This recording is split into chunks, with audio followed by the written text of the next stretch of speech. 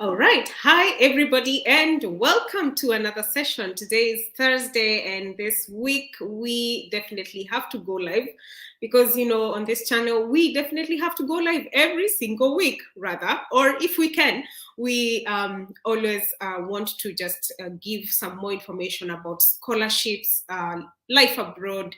Sometimes it's about nutrition. So please subscribe if you haven't subscribed, and welcome to this session. And I hope that you're having a good morning, good afternoon, good evening, good night, wherever you are listening us from. So thank you so much. My name is Mbuta Wambura. I am an Erasmus country representative, and I also wear several other hats. But on this occasion, I am definitely just a host because, like I mentioned before, on this information, listen to this information and get the information correctly and then use it for their own good, for them to be able to actually apply for a scholarship, apply for a fellowship. Maybe it's even tools that you can use in your life, really. So welcome, welcome, welcome. And I do see Mr. Clement here already, who has been waiting. So sorry for waiting for so long, but thank you so much for staying on. And if you're listening to this and you know someone else who should also let them know, share the live stream with them and let them know that we have already gotten started. So I would like to invite you, as usual, tell us where you're listening from. Tell us what is it that you want to gain from this session. It's going to be a 1-hour session for sure. And I want to answer, or would rather like to answer all your questions. So please leave them on the comment section. Feel free to reach out to us in case you want to just send a quick tweet or a quick Facebook message. Please go ahead and do that. You can reach out to us on our social media handles. So today's session is one amazing session because I have been talking about studying in Europe and in different countries. Last week, we had a session where we talked about Africa Compt, which is a fellowship in Germany. And we've been having these discussions quite severally. And so today's session is about studying in Switzerland. Yes, you heard right, in Switzerland.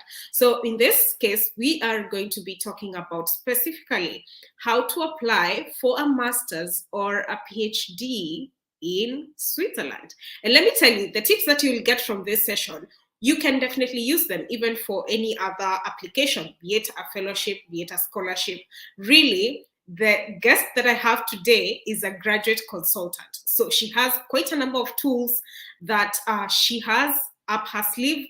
And in fact, if you haven't followed her on Twitter, you better go do that quickly, because I will leave her Twitter handle right here on this YouTube comment section. So please follow her as well so that you can get a lot, and I mean a lot, of value from what she tweets every single other day. So without further ado, I'm so grateful for her to join us today. Her name is Miss Sanya Jain, all the way from India. And believe you me, like I keep on saying, we meet people on Twitter, they become our friends. So we met on a Twitter space. And we clicked, and we have been speaking back and forth sometimes, and we've met in several other spaces as well. So I am so grateful that she was able to make it for this. And I know it's evening in India, and I am very grateful for that. So without further ado, help me welcome Sanya Jain. Hey. How are you, Sanya? Hi, Tuta. Thank you so much for that lovely introduction, and I'm so glad that I'm able to contribute. Before I go on, can you hear me? Is my internet okay, or is there anything? Can you hear me properly? Yes, you're Yeah. good. Okay. You're good. Great. If there is anything, then just let me know, because at some point, if the internet connection goes awry. Okay. So yeah, thank you so much, like I was saying, and for having me on this platform. I really love talking about scholarships, fellowships, whatever I've been able to learn over the last 2 years in my own process of applying for internships, fellowships, research. grants. So it's been a journey which has its own ups and downs, because when you start applying, it sort of becomes a little disheartening because you don't have the right kind of guidance, no matter where you're starting from. It's only after having applied to a couple of places, receiving feedback, having a continuous monitoring from your supervisors, do you understand where you have to go. So because I have had those experiences and I've had the opportunity to to collaborate with great supervisors in the past, I thought I should put this information out, and I've been doing that on Twitter for some time. I just started on LinkedIn, and then today I'm here. So thank you so much. Wow, wow, wow, for sure. I completely attest to the fact that you have really been a voice of reason in the scholarship space. And I honestly, personally, have learned so much already from you. So let's get this ball rolling. And perhaps you can tell us a little bit about yourself. You're from India, we already covered that. But maybe you can tell us a little bit of yourself in terms of your profession, in terms of the things that you have done in the recent past, really. Yeah. Right, absolutely, absolutely. So I have a bachelor's in psychology. I completed my bachelor's in 2019, and I studied psychology for 3 years in an Indian university from the University of Delhi. It's an amazing university, dynamic colleges. It's like a group of over 80 colleges. So it's been an amazing experience studying psychology and having been mentored by great supervisors. And then, when I was studying psychology, I am obviously I became really interested in how we form opinions, how we form perspectives, how our personalities align with certain people, how we differ from others, everything put together. I then became interested in how our brain works, because when you are in psychology, you have to study how the brain works, because there is an constant interaction between your own brain and the environment that you're living in. So that further propelled me to study neuroscience and brain sciences related disciplines.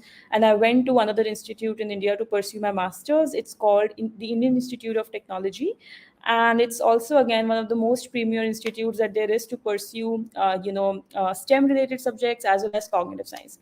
So I started off with that, and then later on, towards the end of my degree, when I was pursuing my master's, I realized that I wanted to pursue a PhD.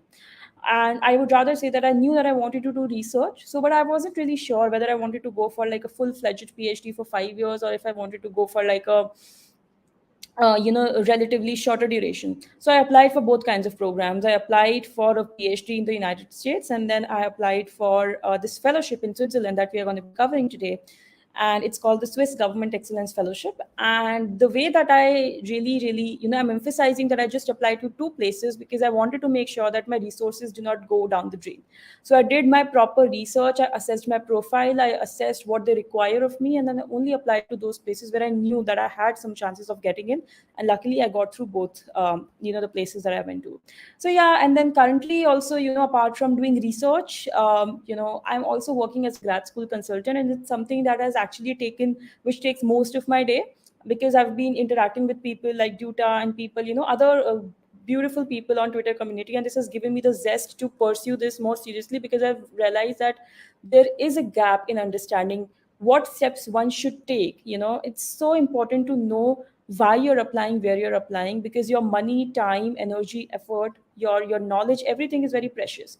So I thought that I should take this up more seriously, and I'm currently professionally working as a graduate school consultant, and I am going to have my own setup very soon. So I currently provide mentorship, on Twitter regularly, on LinkedIn, on platforms like these, and which is of course free of cost. But if there are certain students who feel that they need more personalized guidance or more personalized mentorship on every step, then I also provide a paid consultation sessions, which I have also kept on a very student friendly prices, so that it doesn't create any sort of a financial burden on you. So this is what pretty much has been going on, and I'm really enjoying doing this because it gives me an understanding. I mean, I'm able to use my knowledge in psychology and neuroscience to help you craft applications which can actually leave a significant impact on your readers and the committees. So it's giving me like a great experience utilizing my knowledge from research theory and putting it all together into this domain and being able to produce something fruitful and give back to the society. Absolutely. I believe myself in Ubuntu. Like I keep on telling people that, you are as good as, how many people you actually assisted. Because, anyways, it's not about who is in your story, rather, whose story are you in, And I Exactly. really truly believe in what you're doing. And I honestly would want to see how far you go with this. And I'll be on your watch for sure. Definitely.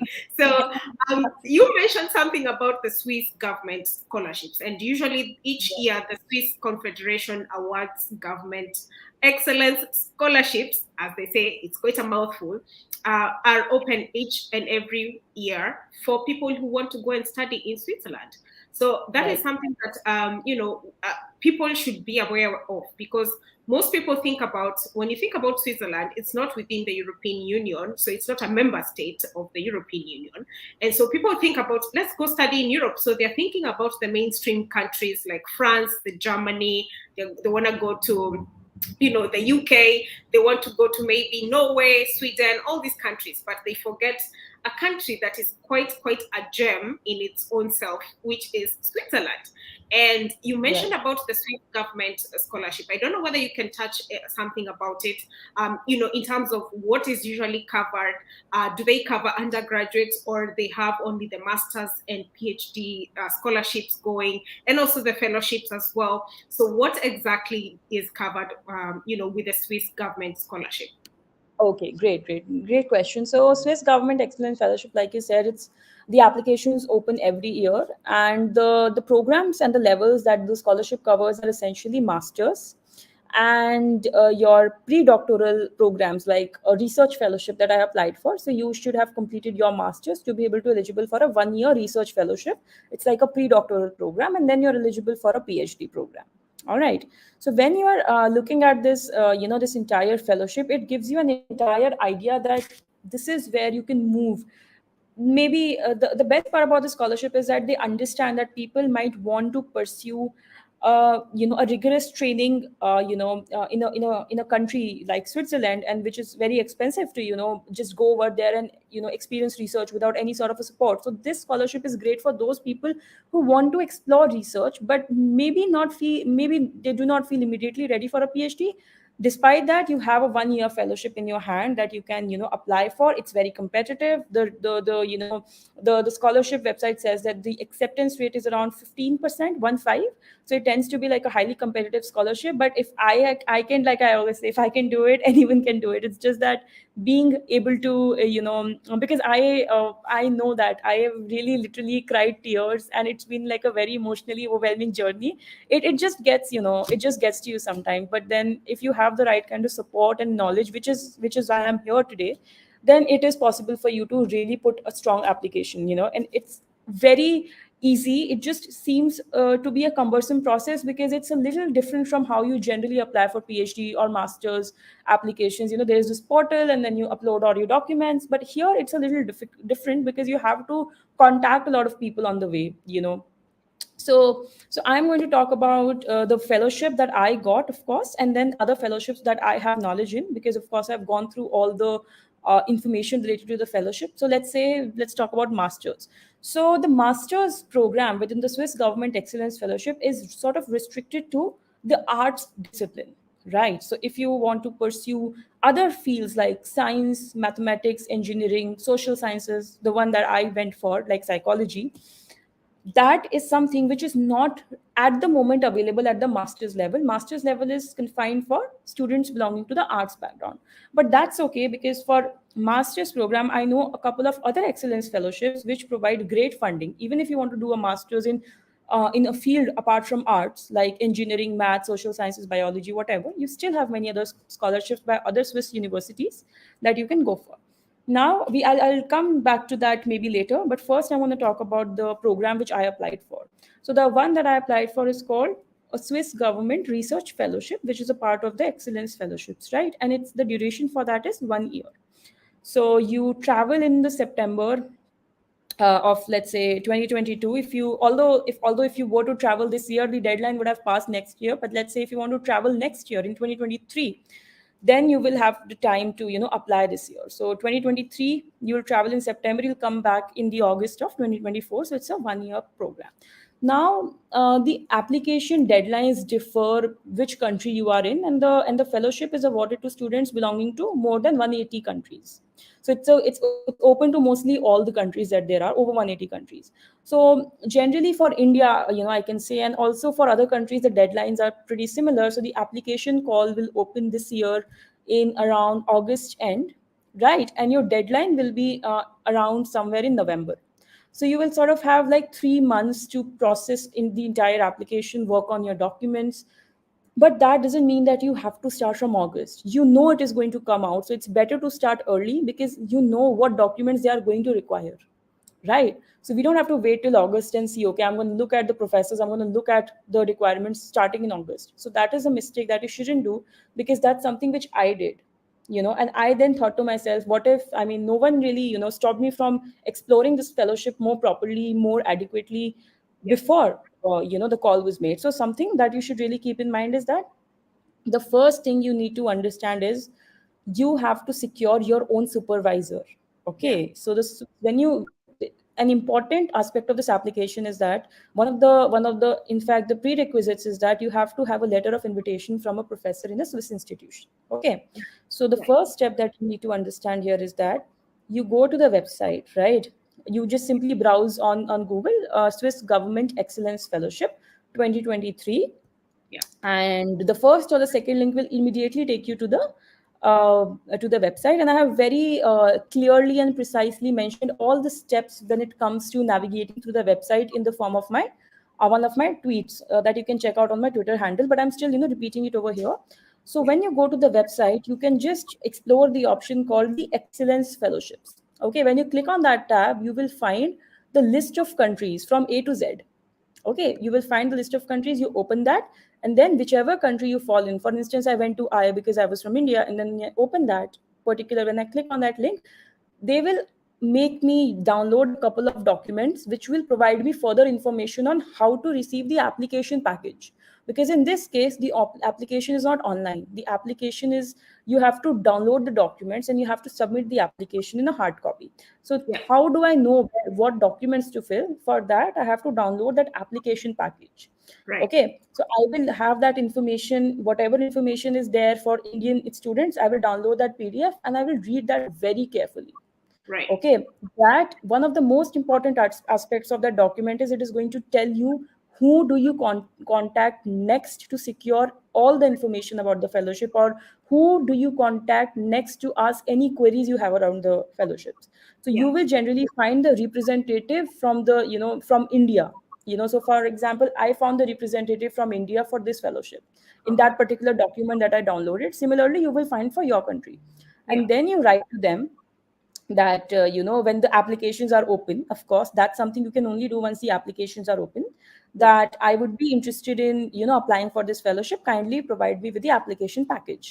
Yeah. And then they will provide you with a zip folder after a few days, that since you have requested them for the application package, they will provide you with the folder which will consist of all the documents: your research proposal document, your statement of purpose guidelines, your medical health certificate, letter of recommendation guidelines. Everything is very beautifully arranged in that zip folder. You'll get 5 to 7 documents. Some of them will be your application documents, and some of them will be the guidelines that you need to know.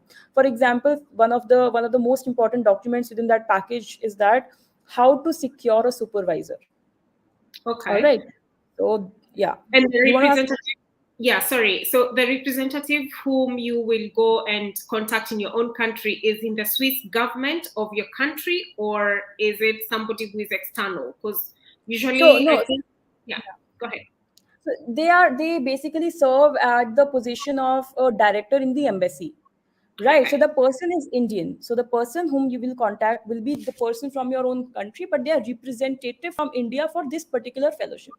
For this Okay. particular confederation, they will be the Indian representative, and they will handle all the queries.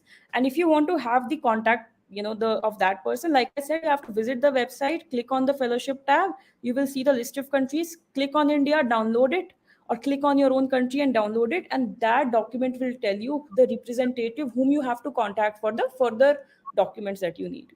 And it's all, very elaborately discussed on, if you want to have a look at it properly with all the images and visuals. I've done it on my Twitter handle. I did it like a couple of months ago. You can go and visit there, and if you have any questions, again, you can message me on my Twitter DM. So Okay. yeah, so I was saying that you have to really know how to secure your supervisor. The one and the most important step in securing a supervisor is to write a cold email, right? Because when you apply for this fellowship, you need to have a letter of invitation. Yeah. So now, how do we secure a supervisor, right? So first we need to understand which area we want to apply for, right? What is our area of interest? You Yeah. have to really be okay, because see, when you're applying for these kinds of fellowships, they are very particular, because they will demand a very intensive research proposal from you. So you Yeah. cannot apply for something in which you have like a vague interest in. Research Right. proposals get really, really taxing, and a research proposal essentially means that you should be able to highlight with literature evidence, with all theoretical evidence, that this is the area that the research is still lacking in. Yeah. So if you And feel that, yeah, yeah, this research proposal is for both masters and PhDs, or for pretty it's much for all. it's for It's all. pretty much for everyone. Yes, Yeah. yes, yes. It's pretty Okay. much for everyone.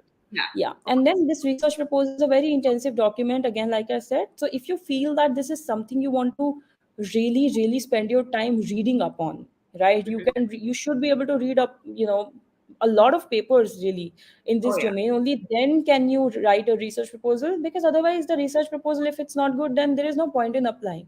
You Yeah. have to really be able to sell your application, because they will be spending around 2000 Swiss francs a month, Yeah. and they'll be covering your insurance, and they will be providing you with so many amenities. They don't have any application fees, and they also provide a one sided airfare.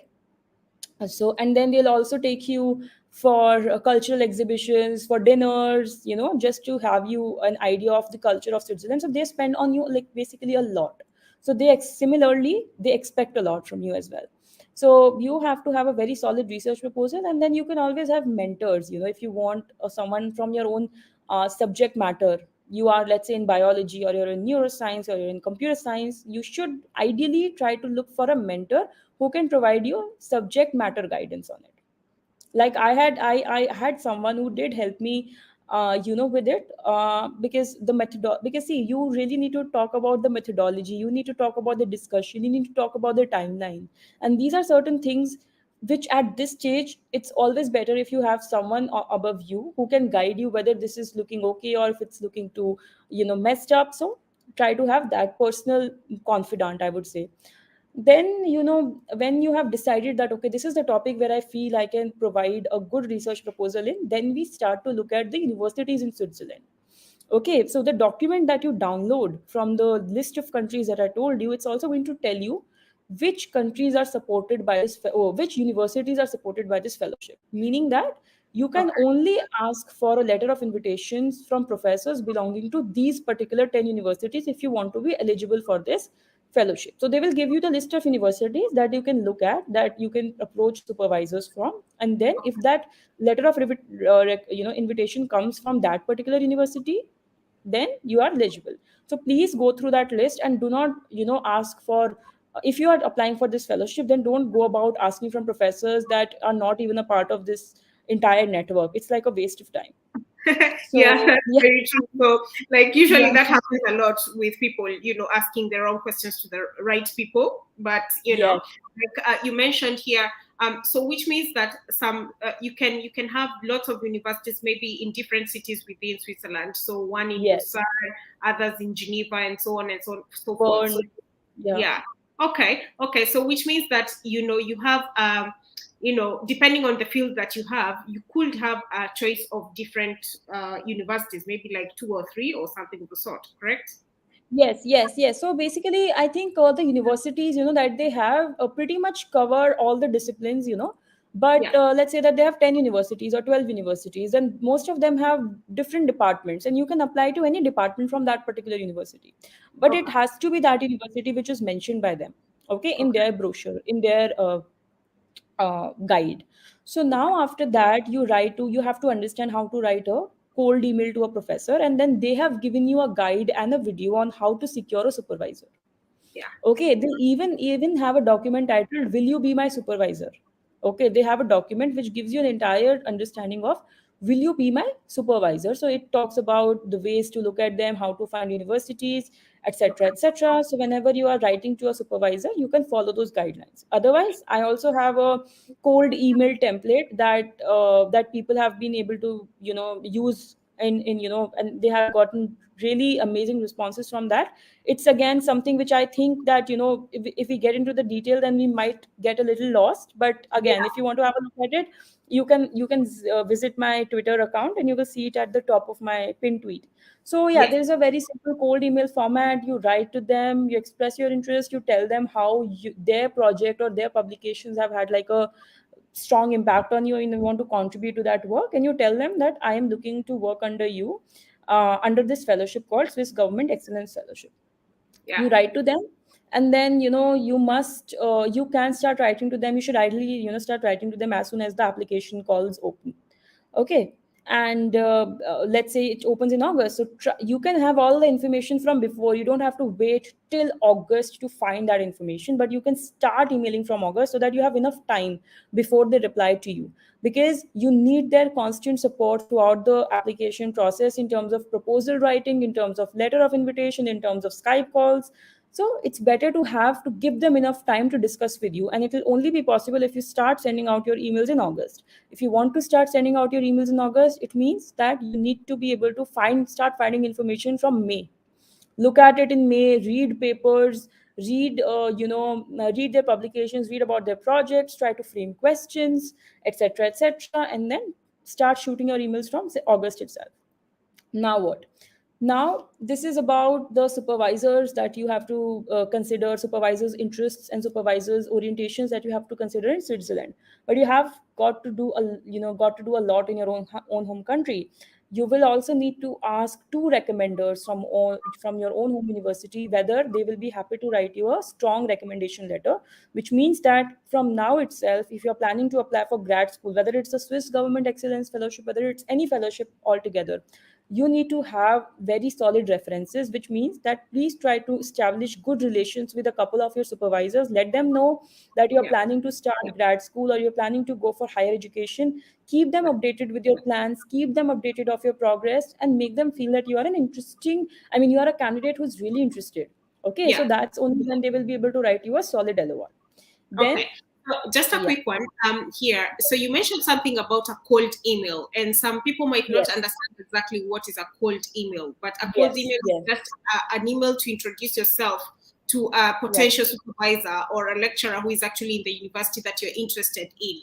And I know there's a lot that we can talk yes. about email, but what are some of just a very few do's and don'ts about sending a cold email to a lecturer? What is something that you shouldn't Right. say? Yeah, Okay. So I think one of the first things you should understand is you shouldn't make the cold email too long. I mean, don't make it too information heavy, right? Because these are the people who they don't know you, and they should have a reason to look at your email. They should have a reason to read at your email, and the only way that they look at your email seriously if they feel that it's not going to take a lot of their time, which means that you need to write a very precise, a brief email. Okay, that's one. Another thing you need to you need to take care of is that in the email, what you're talking about should be less about you and more about how you can contribute to their project, or more about how their work has influenced you positively. Okay, that's another thing. Third thing is always try to send emails at the right time. Most of the professors, are able to look at your emails if you are sending it to them during their work, their morning hours. All right, so you have to schedule your email according to the time zone in which you are sending it. So don't try to send it at the same, considering the same time zone that you're in.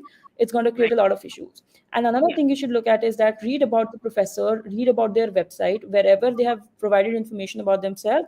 Some professors also tell you that if students want to get into contact with me, this is the time when I read my emails, or this is the time they can contact me. So yeah. you can understand what are the time zones that you can possibly contact them in. Okay. And also attach your CV as a part of your cold email, because a CV is going to let them know about you, because in your cold email you will not be talking about yourself a lot, you will be talking about the work that you want to do, about Right. you and your qualifications and your skills and your history. You will be attaching your CV. How to Okay. write a CV is also very important. You cannot just write any ill Format. formatted, improperly organized CV. This is not going to work. Yeah. So you can also look at my profile and see how to write an impressive CV that is going to give you a Yeah. positive feedback. Yeah. Okay. And So yes, so yeah, the, like I said, do you wait, just does the CV need to have a certain format, hello? or it can be any format really? Because I know within the European Union, usually in most cases, you'll find that you need a Europass format for scholarships and pretty much for most of the applications. But in Switzerland, is it the same case? Is there a certain format that they recognize better as opposed to another, or it's just any type of format is okay? Okay, so basically they actually advised me against the Europass format. They asked me not to use the Europass format. Specifically, it's mentioned Okay. in the guidelines. Okay. Okay. So if you are in any European country for that matter, you can avoid using the Europass format and use the template which I have provided. It's like a very consensually used template all over the world. If any university or any department or any fellowship is asking you to consider the Europass format, only then you make it in that. But these days, I've been noticing that no European university even is asking for that format, because it's not as illustrative and not as easy to read as the formats that are being prevalent. The format that you'll see on my profile, let's say. Okay. So one of my friends, actually, one of my not fri- one of my followers today told me that they got this Erasmus Mundus fellowship, Yeah. and they Yeah. used the template which I had provided. And then he told me that some supervisor from there, Yeah. told them that they really like the CV organization. So Okay. please go for it, and it's there for free. So please Yeah, make but use of that. usually for Erasmus, in most cases, some of the Erasmus scholarships, they will ask for the Europass format, just to make that clear. Because Right. some of them on the Right. program websites, they will make it very clear that they want the Europass format. So perhaps that is something that guys can look into. And guys, if you're listening to us, please let us know whether you have any questions, any comments. In case you do have any questions, we will be answering them very shortly, because this session is just going to run for 1 hour today. So please feel free to leave them on the comment section. And also, I'm just going to give us, Sanya here, just a quick, little break for a cup of water, or a glass of water, really. And then we will move forward to the next section, because I know for sure that we need to speak about just different pointers on how to apply for a postgraduate, really, because we've talked about this Swiss government scholarship, where it is open every single year, which means that you can shoot your shot for a master's or a PhD or any other type of fellowship. But the one thing that you need to actually understand is that you do need to follow the guidelines, rather, excuse me, so that you can be able to be at a better stake of your application. So which means that download the documents that you need from the Swiss government website, and I will leave that link on the comment section very shortly. So once you download the documents, you can contact the point person of the Swiss government point person in your own country. So whether that's in Kenya, in India, wherever you are in the world. So that is something that you should do.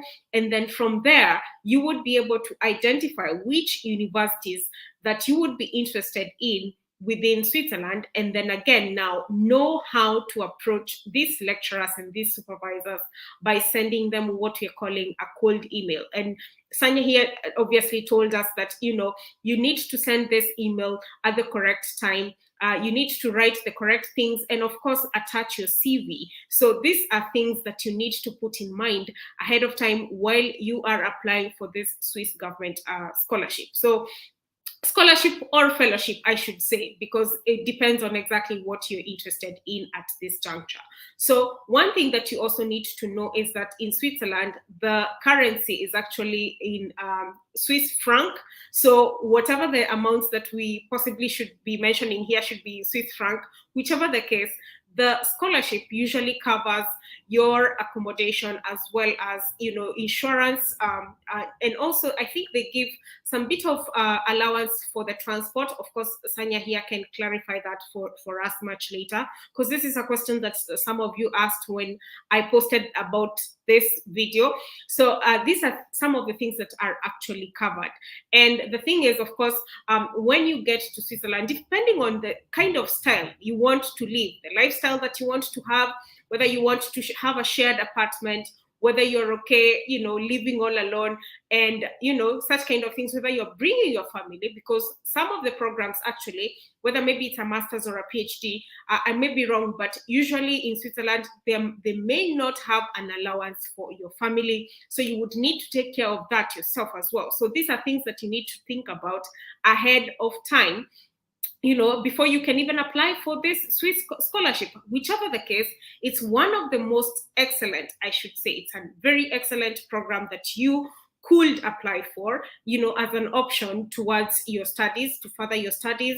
And again, the thing is, you would be very exposed to the Swiss culture, because in Switzerland, then there's lots of headquarters of, especially in Geneva, whereby maybe you could bud in and maybe kind of learn a lot. And another thing that I want to mention is that for sure, you can still study in English. So you do not have to maybe have a good, French or German command. You can study in English as well. So these are some of the things that you need to think about ahead of time, because you can, start, preparing yourself. Even if you're not ready to apply this year, you can apply next year, or if it's not next year, then the following year as well, and be able to know that you have all your documents in place. You have somebody maybe who is mentoring you. You can definitely follow Sanya here for a wealth of knowledge on how to go about these kind of things as well. And also your CV, make sure that you have your CV beefed up very well ahead of time, again, towards the application period. So I want to bring Sanya back again, because I think we have a lot, and I mean a lot to cover. And I know that we've covered the basics. That's just the, scratching the surface, really, because when it comes to the real work of application, it takes a lot of patience, and it takes, step by step approach. You cannot be in a hurry to apply for a scholarship. You have to take your time, apply, maybe write your statement of purpose today, look at it again, have someone else look at it, all these kind of things. It's a whole process. And I know some people actually have a lot of emotional investment in it, and perhaps we will talk about that much later.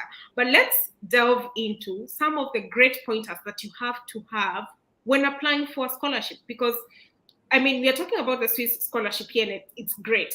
But overall, I know that you talk to students every single day. You talk to prospective students. You talk to people in general. Tell them, these are the pointers that you need to look out for. If you're applying for a master's, then look out for this. If you're applying for a PhD, look out for this. Such kind of things. And people have no knowledge, close to little or no knowledge about how to go about these things. So if you can shed some more light about some of the pointers that we need to be on the outlook for. And I do see some questions, guys, keep them coming so that we can answer them towards the very end here. So Sanya, if you can go. Okay, sure. So I think one of the most important aspects for applying for scholarships or funded positions, not just in Switzerland or in Europe or anywhere in the world, is that ensure where your funds will come from, because sometimes students end up applying to places without really looking at whether the position is fully funded or partially funded, and then they end up getting offers and the funding is not there. And especially it happens with a lot of European institutes, especially in the UK, that they have the funding, they have the admission offer, but they don't have the funding. So before you're actually applying to any fellowship, any program, it's always important to identify who your supervisor is going to be, Reach out to them via cold email and try to understand how your studies are going to be supported. If there is any information on the website, make use of it. If you do not understand something in with respect to your funding criteria, anything of that sort, if there are any confusions related to funding, please reach out to the graduate school coordinator or the program coordinator, whose email IDs are always provided, and they are there to help you understand these questions. So whether it's a master's program or a PhD program, funding can be an issue. So please ensure that funding is, the place that you're applying to has adequate funding, or what are the potential sources of funding. That's something you need to really take care of. And I have, tackled cases where funding had to come from external sources, or funding was readily available in the department, but you had to really impress the supervisor, or the funding had to come from their own country, right? So there are like thousands of routes through which you can get ahead with your funding, and I've tackled different cases, so I know the vastness of the problems that can creep up. That's for one. Another is that like I said, always try to focus on the quality of your applications rather than the quantity, because I've seen people applying and receiving 18 rejections, 1 8 rejections. Yeah. Not only is it a waste of your money, not only is it a waste of your time, but it also discourages you a lot, even though it's not because of you, Yeah. necessarily, but you apply to those 18 places, or you probably did not assess the fit. You really need to That, assess the fit in terms of how you think you will be able to contribute to the department, and only when you can produce that information in your SOP, or when you can produce that information in your interviews, that this is how you're going to be an asset, or this is how you're going to be able to contribute to the department, will you yeah. understand that that you are going to be selected, that you can be a little confident about that. All Yeah. right. Now, third thing that you need to remember is, again, having very strong letters of recommendation. And that is something which you feel that it's not really in your hands, or it's the supervisor's job, but it's Yeah. more of your job, because you have to look at the deadlines. You have to look at what are the possible obstacles you might face. So you want to prepare them. You want to let them know that these are the deadlines, and let them know that you would be sending them a reminder maybe a week before the deadline or something like that. Yeah. Yeah. Also try to, like I said, update them with the information that you have regarding your dreams, your aspirations. Have a nice contact, have a nice equation with them. Yeah. So these are certain things, irrespective of where you're applying and how you're applying, you should have these pointers in mind, that you are applying abroad, which means that you are going there in hopes of funding, right? Yeah. So ensure that funding is, the source of funding is something that is known to you, and you're not left with an admission offer without any potential source of funding, because then you have wasted your money and your time and your resources. Yeah. Yeah.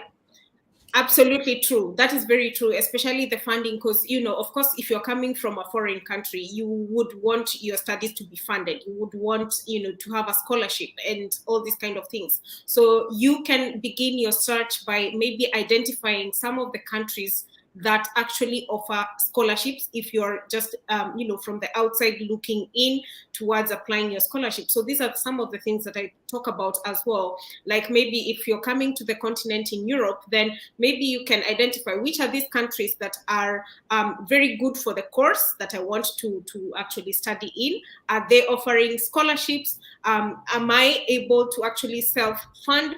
And maybe just come in into a different country and maybe fund your own studies. There are these things that people actually do. So are you able to do that? If not, then the scholarship is actually the way to go. And I always say that the scholarship is the best way to go, actually. So Exactly.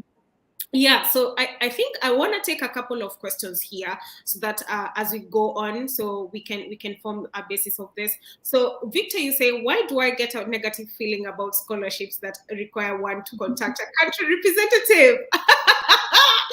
I want to laugh at that because I know what you mean, and of course Sanya as well knows what what Victor is here, But because luckily, my representative was so supportive. I mean, I have bugged him with so many questions that, the basic questions really, which I regret now asking. But it's okay. If you have any confusions, you should definitely go for it, rather than, like I said, wasting your resources. And every question that I asked before getting selected, during the process of application, after getting selected, everything has been very beautifully and adequately clarified by my country representative, and he has been supportive throughout the process. He has been really congratulatory when Yeah.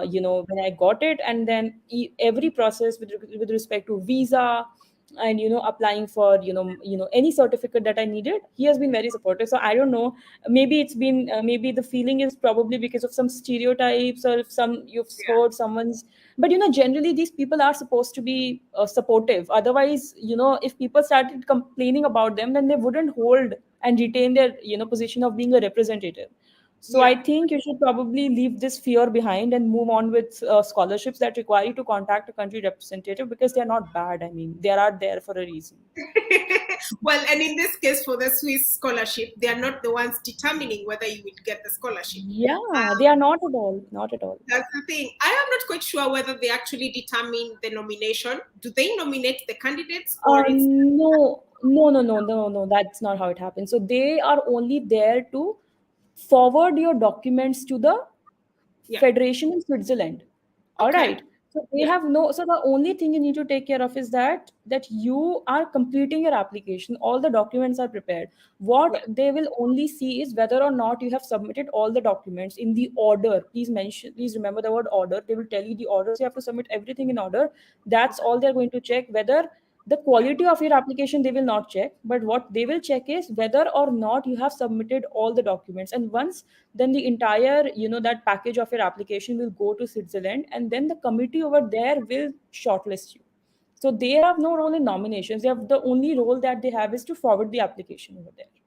Okay, so Victor, you should feel free. Go ahead and shoot that shot for the Swiss scholarship. Don't feel as if someone is going to backstab you or something of the sort. So I hope we answered you. In case you have another follow-up question, please feel free to put it on the comment section. And we have Vipul here who says, "Isn't it more important to focus on the problems that are more prominent in that particular country on which those researchers are working and providing solutions to those in your research proposal?" I do believe that Vipul is asking about, when you're approaching a lecturer, is it better to approach them, and mention maybe some research they have been carrying out within their own country, which resonates to what you also want to do? I guess that is what he's asking. Yeah, yeah. Yeah, I think I can contribute. When I was reading the questions, I found it really an important question. So Vipul, if you are, what you're asking is that the proposal, the problems that you're trying to focus, whether in your cold email or in your proposal. So in the cold email, it's, see, the reason that any Swiss professor or any professor will invite to their lab is because they want to see how you can contribute to them. yeah, That's the way to convince them. But when you are writing the research proposal, they have a section. The Swiss Government Excellence Fellowship proposal has a section: how do you think this research fits into the dynamic and the picture of your own country?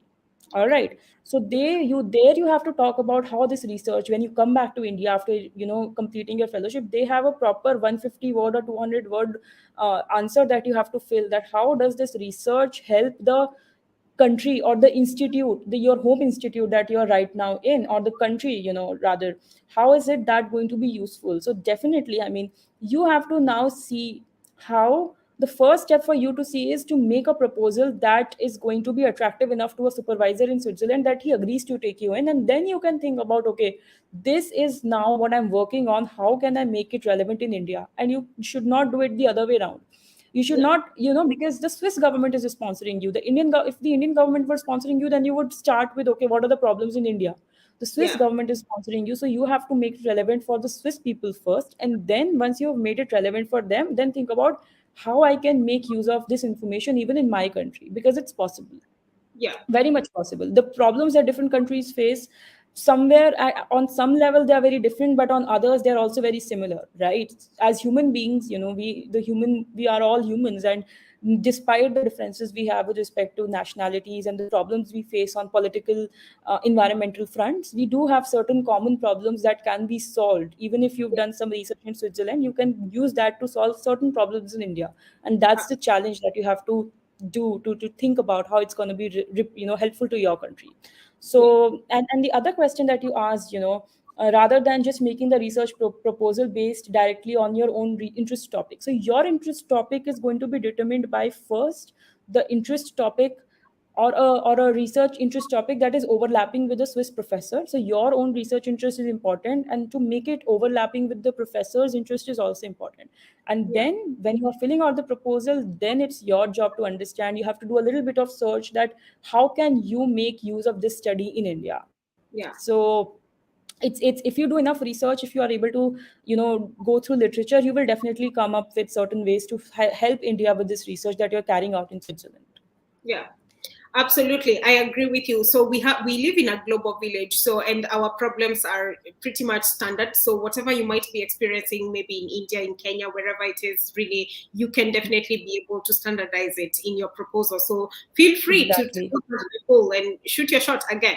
So Abdullah says here, can you share a CV sample? You have to go to Sanya's Twitter handle and look for that. Please do elaborate about the STEM Yes, scholarship. yes, that is something I'm going to do. So I Yeah. have made a list of this, which I'm going to just, have a look at. And I made a list of these because I said that for masters, Yeah. Swiss Government Excellence Fellowship is only offering in one discipline, Yeah. disciplines which come under the arts. Now, if you want to look at scholarships for at the master's level, then what you have to do is you have to look at individual universities. Some Yeah. of the universities, very, there are a couple of universities in Switzerland, and some of sample universities have taken up the best ones which I could find, and I'm going to quote those. So these are the fully funded masters excellence scholarships. So that is the Swiss Government Excellence Fellowship. These are the university excellence fellowships. And then when you're applying for a master's program, you have to see how you can apply for a funding. So they will tell you that, okay, every university that I'm going to talk about has a different way of applying for their master's program, and corresponding to that, applying for their master's scholarship. So let's talk about University of Geneva Excellence Master's Fellowship. So the University of Geneva is a very popular university, very, very prominent one in Switzerland and across the globe. And then they have their master's program. You can explore master's programs in STEM. They have a faculty of science, and then within that discipline, Yeah. they provide a master's excellence fellowship. So when you are looking at what are the criteria of application, whether you have to fill this scholarship application along with your master's application, because there are two things. One is your admissions Yeah. application, where you are just applying for a master's admission, and another is your funding application. So in Yeah. some cases these applications are clubbed together, in other cases you have to apply for them separately. And whether to apply for them separately or whether to apply for them together, you have to really carefully read the guidelines when you are visiting the website. If you feel confused and overwhelmed doing that, you can always reach out to me. I can help you with that. Then there is ETH Zurich Masters Fellowship. ETH Zurich is one of the top 10 universities across the globe. QS ranking, world rankings, one of the most prominent universities. ETH has that for you. EPFL has an excellence fellowship. Some of these universities will also ask you to submit your copies submit your application in a hard copy, just like the Swiss Government Excellence Fellowship does. So you'll Yeah. just have to read about it properly. Yeah. Then you have University of Lausanne Excellence Fellowship. You have a Swiss Government Excellence Fellowship, of course, and then you have Excellence Fellowship in the University of Saint Gallen. Okay, Yeah. so the University of Saint Gallen also offers. So these are some universities, some scholarships which are available for you. Some of them have large number of positions. Like some of them offer like 10 scholarships, Yeah. which is like which is like a substantial number for 1 year, and the amount is also comes out to like 1600 or 700 Swiss francs, and then your accommodation is already covered. So pretty much you can live like a decent life. But in other cases, they will tell you if this amount is going to be enough for you, or will you also have to partially fund yourself.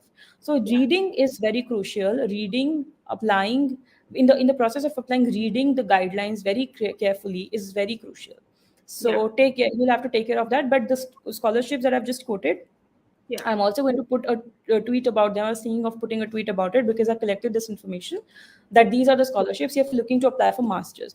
The deadlines vary. Some of the application deadlines will be like, if you have to start in this year, then probably the deadline. I mean, mostly the deadlines have passed, but there are some deadlines which are open till April. So please Yeah. have a look at these scholarships that I've mentioned, and just have to go to Google and say Masters Excellence Fellowships in Switzerland, and all these fellowships will one after the other you will find, and then you will see the deadlines. One of them, I don't remember exactly which one, but one of them has a deadline in April, and the program starts sometime around this year towards the Okay. end. So please, Okay. if you're applying for a master's, then definitely check one of these out, and then when I'm going to talk about it on Twitter, I will definitely put what the deadlines are for every Yeah. one of these scholarships. Yes, absolutely. And just to mention here that, of course, if you're looking for a Swiss scholarship, there are two ways. You can either find a governmental scholarship or a non-governmental scholarship. So, which means that, Yes. the Swiss government scholarship, and you also have a non-governmental scholarships that happen within, maybe like what Sanya was mentioning here, the ETH Zurich Excellence Masters scholarships, which are non-governmental, which of course you can just look on Google as well. And somebody here, Julia, actually mentioned something to do with, I would like to know of whether there's a link to schools in Switzerland and how can one develop a research topic. So perhaps that is something we will answer the second part of your question, obviously. But Yes. the one thing that, of course, you can just go online and maybe choose whether you want to have a governmental scholarship or you want to have a non-governmental scholarship. Of course, the two application processes are very different. So, which means that the governmental scholarship, you will have to go through the process that Sanya mentioned here, and of course, maybe go through the contact person within your own country to be able to see whether you are uploading the correct documents, etc., Right. etc. And maybe that might not be so much fun, but that's Worth something it. that you It's worth it. can definitely do. Yeah. So. So maybe we can answer the second part of Julia's question here. So how can one develop a research topic? So this And is, yeah. yeah, so I guess it's something we mentioned a little bit already. But the thing is, of course, if you're looking for a research topic, it has to be within what are your interests, right? So perhaps you can speak into that. Yeah. Okay, so I think coming up with a research topic, I think Duta and I should have another webinar altogether, because it's something that people take years to understand. But just to give you a template of how to do that, I think coming up with research questions comes from two things. One is your own theoretical background. Like if I want to pursue research in psychology, then I have to be good at psychology, or I have to be good at the field that I am into. So you need to understand the foundations of your field, and to be able to come up with a research topic, you need to understand where this field is headed. Like Yeah. where is psychology headed? How are different fields of psychology are trying to solve different problems in the world?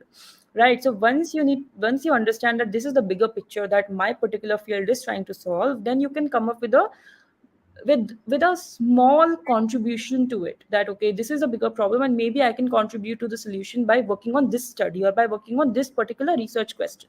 And this you will be able to derive when you read the relevant literature, by reading review papers, by reading journal articles, by reading commentaries, by watching podcast, by listening to podcasts, watching videos.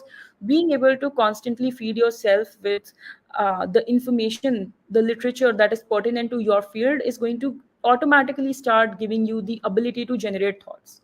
Yeah. And if you find problems coming up with research questions, again, again, always, like always, I have also made a tweet on this, and it's pinned to my profile. There is like a very small, I think 5 to 6 step process, which I've delineated, from starting on with your identification of your research interest, then going over to the papers, and then trying to understand what are the limitations of those papers. So if you want to come up with a new research question, try to understand, okay, if these are the limitations of this paper, then how can I overcome these limitations? And that could be a new research question altogether.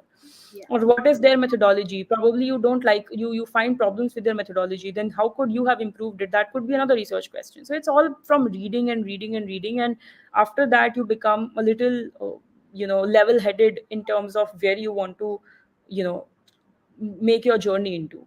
So Yeah. that's something that I could talk about in as brief a manner as possible, because this would be unfair for me to address this question and say that okay, this is all what you need to know, but I could only describe it in a very brief manner Yes, for now. absolutely. And usually, what I tell students whenever I am also doing some bit of consultation on the side is that you can be very aware of what is going on around your environment. So perhaps maybe you're from whatever the country you're from. Maybe is there a certain problem that you have identified that you can solve within your own skill set or within your own knowledge base, and it allows you to give you a basis of what your research topic could be, and of course ensure that you can be able to justify the reason as to why you cannot study that particular course in your own country. You have to travel to another country and study it from there, because you have to justify this, especially on your statement of purpose. So why you, and why do you want to come and study this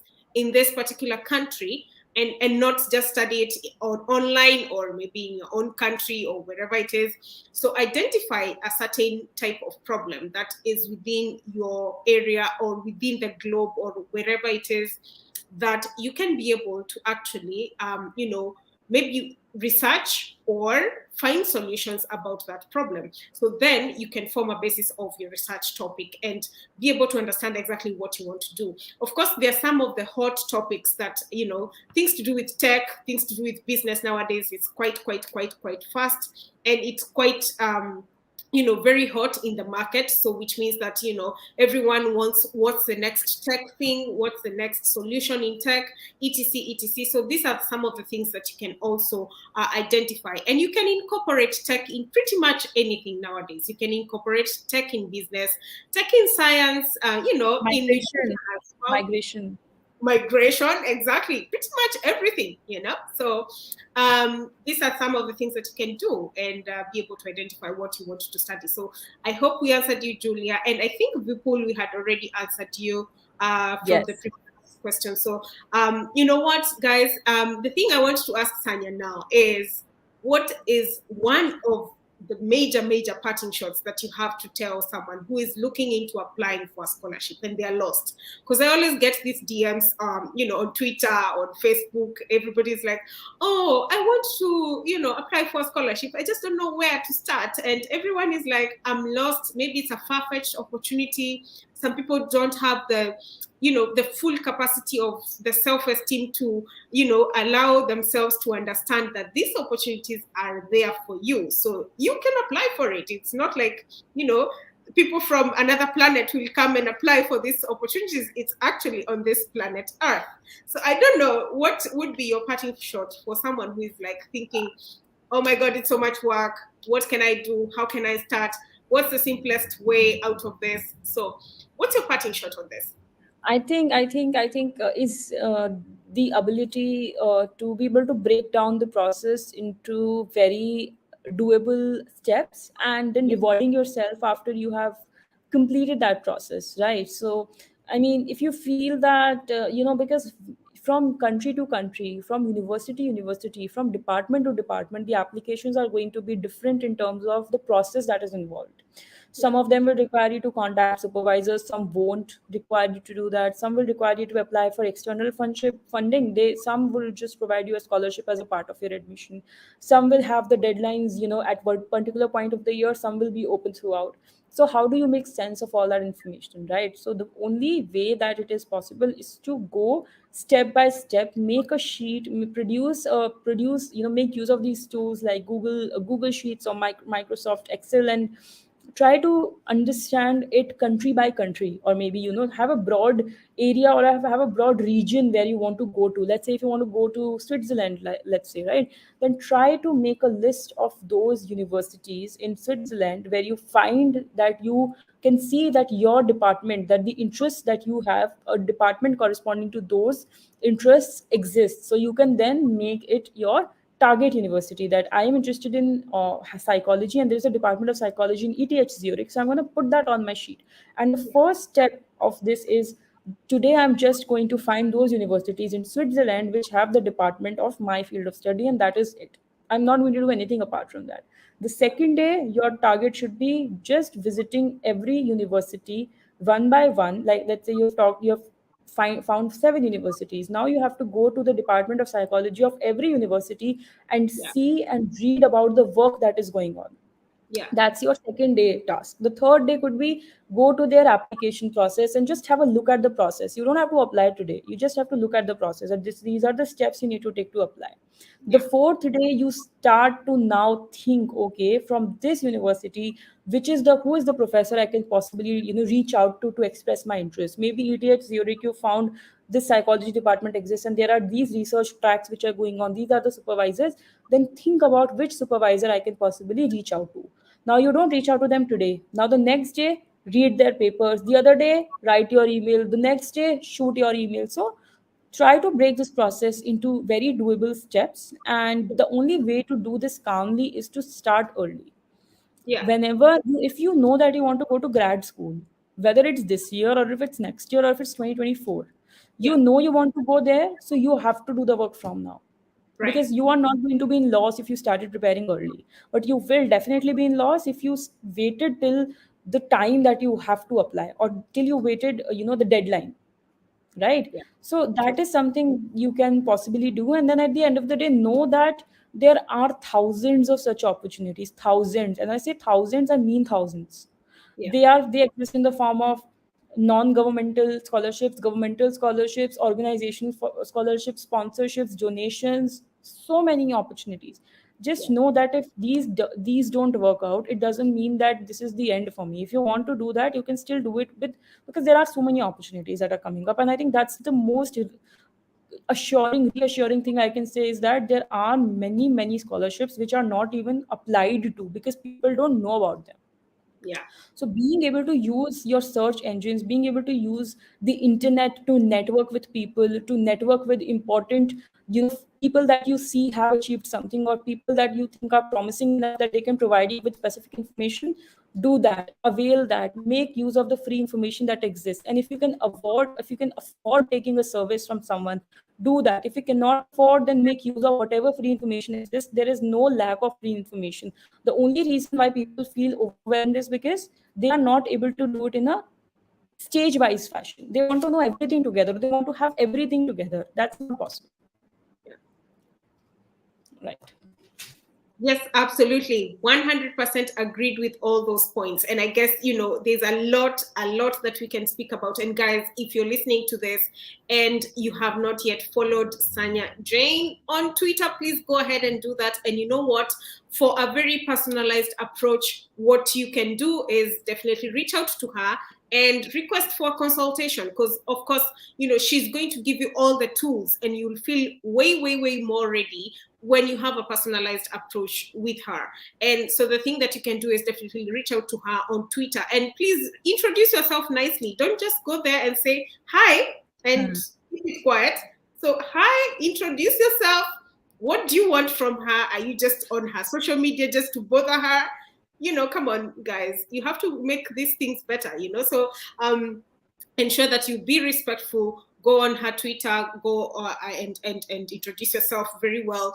Tell her exactly what you want. She'll see whether it's something that she can definitely be able to assist you with, and then book a consultation with her and let her help you. So I guess we have to do this again, obviously. So in the interest of time, I would like Yeah. to leave it at that. And I see that several of you joined us on and off. And of course, since this is an evergreen space, we definitely would have this video on YouTube, so you can rewatch it. So any other time, share this video with someone else who can actually be benefit from it. And so guys, I cannot add anything further than what Sanya actually mentioned, because she hammered it. She told us every single thing that you really do need to do. She gave us a very good basis of going to Switzerland. So perhaps the next time we should go and eat some Swiss chocolates just to get ourselves in the mood and apply for these applications, and shoot our shot, because that is what we always say on this channel. You have to shoot your shot. You cannot